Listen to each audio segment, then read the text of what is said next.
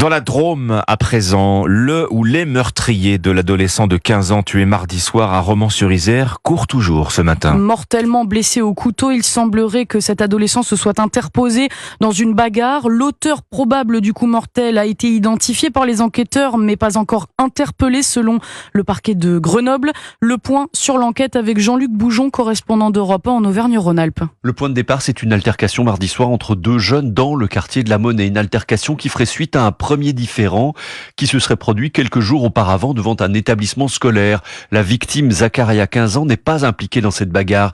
Il a juste cherché à s'interposer entre les protagonistes, ce que confirme l'un de ses amis du quartier. Il est rentré pour séparer une bagarre et s'est fait planter. Il y a des vidéos qui tournent après. Il y a des gens, ils le voient. Ça fait de la peine. C'est un pote à moi, un copain. Les caméras de vidéosurveillance du quartier, elles, n'ont pas filmé l'agression. En revanche, elles montrent des mouvements de véhicules mardi soir.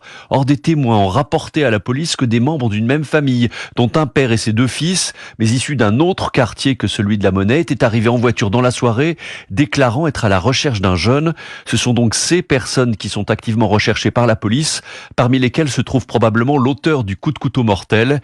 Hier, un premier individu en lien avec les suspects a été interpellé en fin de matinée, soupçonné de les avoir conduits en voiture dans le quartier de la Monnaie. Romans, Jean-Luc Boujon, Europe 1. L'émotion toujours.